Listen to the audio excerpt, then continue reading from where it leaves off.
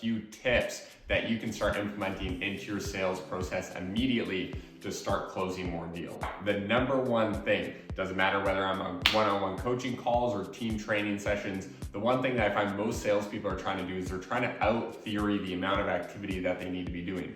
It doesn't matter how many tricks you have up your sleeve, tricks don't work on an empty room. One of the things that Grant talks about is you need to be taking 10x levels of activity to fill your pipeline. You need to be going out there hustling and hammering all day so that you actually have enough people to fill your pipeline so that you can actually implement all of the things that you're learning. The second tip that I want to talk to you guys about is the trial close.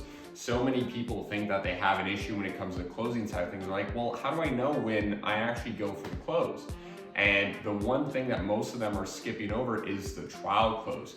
Trial closing is a crucial part of the sales process where you actually test out where the buyer's at in the cycle, find out what they like, find out what they don't like, and see if they're actually ready to go on and be closed. Some examples of trial closing questions are, what do you like best about this new package that you don't have right now with your current one? If you were to change anything about this package that you would want more of, maybe less of, what would that be? On a scale of 1 to 10, how would you rate this new package compared to what you have right now?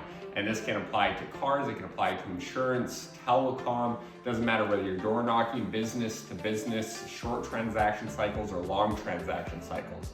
All right, if you effectively use trial closing, you're always gonna know where that buyer is at and if they're actually ready for the close. The third trick that I wanna talk to you guys about is follow-up, all right? The fortune is in the follow-up. Now, if you aren't sending out packages right now, this is going to be a massive way that you can scale up the effectiveness of your follow-up game by sending either simple letters, Amazon packages, little gifts.